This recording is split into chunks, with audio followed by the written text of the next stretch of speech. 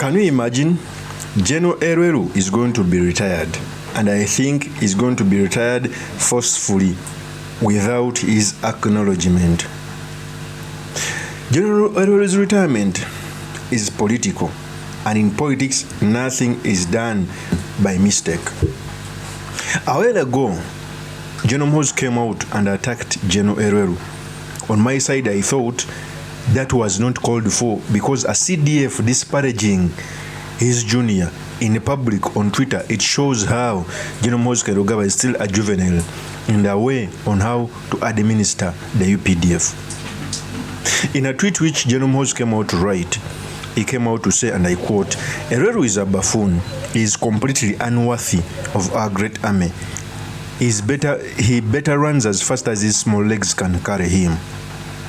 In another tweet, he came out to say that there is one fool that I will arrest soon. He is hiding behind my father, but I will capture him. He comes from Teso. Those tweets were aimed at ELWELU. Remember, ELWELU is famous for attacking the Omumbere Palace. That stain will never go away. ELWELU commanded a massacre against Ugandans in Kasese, where very many people got killed, arrested, to an extent of almost wiping an entire community. And very many people, especially shoulders, should learn that never to take some unlawful commands because you are under a family rule. Okay? They can pass to you orders which favor their family rule, but at the end of the day, you are not among them. Look at ELWELU, a general who once massacred the entire community to please the dictator is now being thrown under the bus. Second of all, that tweet I have just read you, MUHOOZI came out to attribute the ethnicity of ELWELU being a Teso in a tweet. It completely shows how MUHOOZI Kainurugaba is one of the most tribal administrators in the UPDF. You cannot come out and disparage your junior in public and also calling out his ethnicity. Those are tribal drums which are going to take our country in a very bad position. Okay, so in this episode, I've come to talk about the retirement of General ELWELU, what it means for our politics, and most importantly, the sedimentaries we can learn from the politics of our nation. But before I do this, I want to let you know that if you're new to this channel, please subscribe. And if you're watching this video from a different platform, please head on to YouTube, type in Sula Mawagari. There's a lot of content of this nature. If geopolitics and economics is what you want, this will be definitely the right channel for you to subscribe to.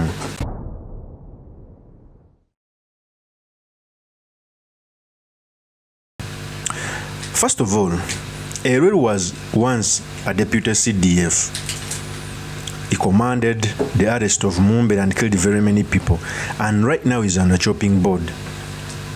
It must come as a lesson that despite all the pressure, you must at least follow the constitution. So, there is a letter that I stumbled on social media. I don't know its authenticity, but I think it is part of the reason as to why ELWELU is going to be retired. When you read that letter, I think it was last year in April, if I'm not mistaken, it goes as follows, and I quote, Referent General Peter ELWELU reference summon to the Disciplinary Committee. As you may know, the Chief of Defense Force is the second highest authority after the Commander-in-Chief in a military hierarchy under the UPDF Act 2005. We have received complaints from the CDF General MUHOOZI Kainurugaba, who brought to our attention a video footage showing that you were disparaging him in some meeting you held with other junior officers.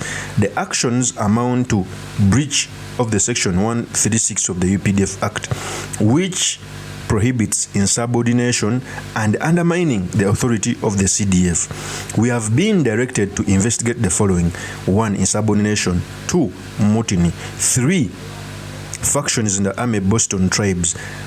By copy of this letter, you are therefore directed to appear at the Joint Court Martial no later than December 23rd, 2024. Your cooperation will be highly appreciated. CC, Commander-in-Chief, CC, Chief of Defense Force, Minister of Internal Affairs, General Court Martial, Minister of Defense and Veteran, Speaker of Parliament. Signed, Speaker or spokesperson of the UPDF, Felix Kulaije. When we look at that letter, I don't know if it's authenticity. Let me put a disclaimer. But if you look at it, we have to go by it. ELWELU was charged that he was disparaging the CDF. Okay? That a video was presented to MUHOOZI Kainerugaba when ELWELU was talking ill about him. And the offenses which were put on him to be tried in a court martial was insubordination. Insubordination means that you are not taking orders from your superior. 2, mutiny. Mutiny means that ELWELU was trying to create another army from the UPDF. 3, factions are army based on tribes, putting different factions based on tribes. And I think he was tried I'm not sure if he was tried in a court martial or not, and I don't know the authenticity of this letter. But again, basing on what is happening, so the retirement cannot be taken in isolation, most especially when we have had rumors. Okay? Normally, there is no smoke without fire. And I'm also going to invite you to a tweet which was done by Kanare Mugume, because he had a point. Once upon a time, Kanare Mugume came out to talk about these issues. He came out to say, and it was in 2022, he came out to say, so much intrigue going on inside the Uganda's army. UPDF sources inside say, Commander-in-Chief has called for a meeting of all military service chiefs tomorrow. This follows an order issued by the Deputy CDF Lieutenant General ELWELU, putting all troops on standby class 1, the highest level of military readiness. Kanare Mugume came out to say that once upon a time, General Museveni called all his army commanders, and that ELWELU had directed all soldiers to stand class by 1.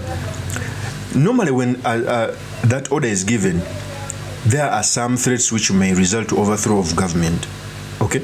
That's how Kanare Mugume said. Kanare Mugume further said in the second tweet about General ELWELU sacking as Deputy CDF, because ELWELU was sacked as a Deputy CDF in 2024 to Presidential Advisor. Do you remember standby class 1? President Museveni tested the military structure's loyalty to his son, General MUHOOZI Kainerugaba. A few fell for his tribe. One of those was General ELWELU, who issued a top order in the army, which MK protested against. Tables have now turned. Kanare Mugume came out to say that General Museveni tested the loyalty within the army structures to his son, MUHOOZI Kainerugaba, and ELWELU fell for the trap, putting the UPDF on alert so that MUHOOZI Kainerugaba cannot take over government. And now the tables have turned. According to Kanare Mugume, is coming out to say that the reason as to why Peter ELWELU is being retired in the army is because he never wanted MUHOOZI Kainerugaba to take over the army completely. And even that General Museveni tested the royalty of the structures within the army for his son, and it's only General ELWELU who fell for that trap. And to some extent I can agree, because we are nearing transition, and all signs point to General MUHOOZI wanting his son to become the next president and the commander-in-chief, using the army, not even the popular vote, because General MUHOOZI Kainerugaba is unpopular. Guy doesn't speak Runyankore, does not know Luganda, does not know Lusoga, does not know. He speaks English even when he goes to his home area. So it shows a weakness of a leader who would want to lead people who even doesn't speak their language. So for me, I think the retirement of General ELWELU, it is political, and we are going to see more things unfolding. Remember, Uganda doesn't have a structure of transiting. And I normally tell people that sometimes telling people that we are going to have another coup or the fall of government, which will be full of chaos, it's not that I want it to happen. But all countries that have gone into chaos when transiting have always been at the same juncture as we are. It's the truth.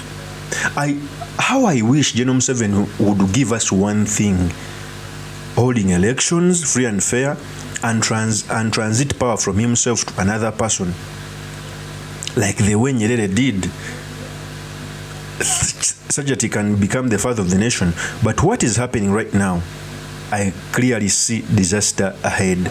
Of course, that's my opinion. Do make comments by commenting about this. Thank you very much for listening in. If this is the first time on this YouTube channel, I implore you to subscribe, like, and comment so that I can be motivated to do more of such videos.